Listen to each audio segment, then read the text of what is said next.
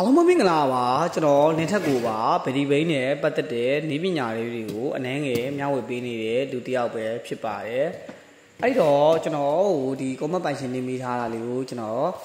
ဒီဗီဒီယိုလေးနဲ့ကျွန်တော်ပြန်ပေးပါမယ်ပေါ့နော်အဲ့တော့အကူကျွန်တော်တို့ရက်ကစမုတ်ရက်မယ်ဆိုရင်ကျွန်တော်တို့ခွေ site လေးတီးဖို့လိုမယ်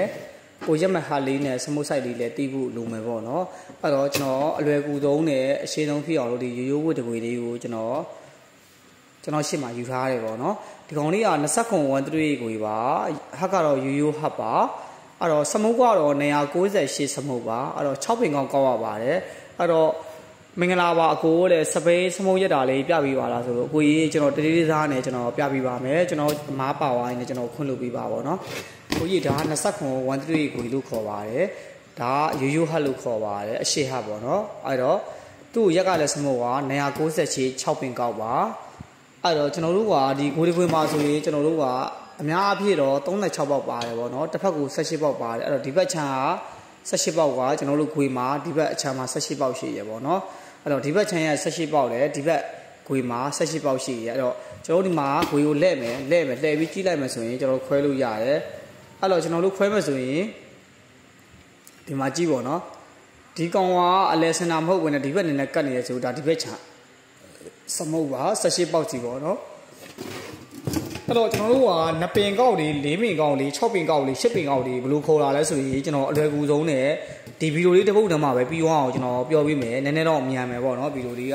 အဲ့တော့ကျွန်တော်ဘယ်လိုပြောပေးမလဲဆိုတော့ဒီမှာကြည့်ကျွန်တော်တစ်ချက်ပြပေးမယ်အဲ့တော့ဒီ2ပင်ကိုကျွန်တော်တို့ရှက်ထားတာဒီမှာကြည့်တော့ဒါကျွန်တော်လက်သွားမယ်ဒီမှာဒီ2ပင်ကိုကျွန်တော်တို့ရှက်ထားတယ်အဲ့တော့ဗျာဒီ2ပင်ကိုကျွန်တော်တို့ရက်ထားတယ်ပေါ့ဗျာအလွယ်ကူဆုံးမျိုးကဒီ2ပင်ကိုထပ်ပြီးရက်ထားတယ်အဲ့တော့ဒီပင်ကပလက်နဲ့လာမယ်တပင်ကဒီမှာမောက်ခုံနဲ့လာမယ်အဲ့နှစ်ပင်မှာအပါဂျားတွေကအပင်နေနဲ့မှာကျွန်တော်တို့က6ပင်ကောက်လို့ခေါ်တာဖြစ်ပါတယ်အဲ့တော့ဒီအပင်လေးကကျွန်တော်စရည်မယ်မှာကျွန်တော်ဒီမှာတော့မောက်ခုံပင်လေး1 2 3 4 5 6တော့ပလက်နော်သူကအဲ့လိုအပင်ကောက်မှန်မှသာလင်ဒီလိုပလက်မောက်ခုံဖြစ်မယ်6ပင်ကောက်လည်းဖြစ်မယ်ပေါ့နော်ဒါပေမဲ့မားခဲ့ရင်တော့ဒီမှာ9ပင်နေ9ပင်နေ10ဖြစ်သွားမှာပေါ့နော်အဲ့တော့ဒီမှာတစ်ချက်ကြည့်ပါအဲ့ဒီမှာရှက်ထားတဲ့2ပင်နဲ့ကျွန်တော်လက်ထည့်မယ်အောက်ပြန်ဆွဲမယ်တော့ဒီ2ပင်ပါအပါကျွန်တော်တို့က6ပင်ကောက်ဖြစ်ရမှာကိုအဲကြောင့်မလို့ဒီမှာ1 2 3 4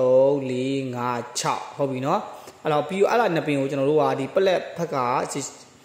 အပေါ်ထားမှာဖြစ်ပါတယ်အဲ့တော့ကျွန်တော်ကဒီ2ပင်ရှက်ပေါ်ရဆိုကျွန်တော်ကဘယ်ကကောက်မယ်ဆိုရင်ဒီမှာဒီကအစရပြန်ကောက်အောင်မယ်1 2 3 4 5 6အဲဒီမှာ2ပင်ထားကောက်အောင်မှာဖြစ်ပါတယ်ကိုဟုတ်ကဲ့ဟုတ်အဲ့တော့ကျွန်တော်စမုတ်ဆိုင်လေးတွေအရင်ဗီဒီယိုဒီမှာပြောပြထားပါတယ်2913ကိုအရှိရိုးဟာဆိုရင်6ပင်ကောက်ပါကဲအားလုံးကိုကျေးဇူးတင်ပါတယ်ဗျအသိကျင်တာလေး comment မှာမေးခဲ့ပြီးပါ